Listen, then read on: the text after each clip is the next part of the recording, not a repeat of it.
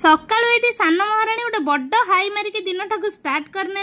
या भितर घटी जाइए मो सहित गोटे अघटन पीहू को टिफिन प्रिपेयर कर देला बेले गोटे 5 लिटर प्रेसर कुकर तो बसई से चेंकी सीझिकी पूरा फोटका हो जाइए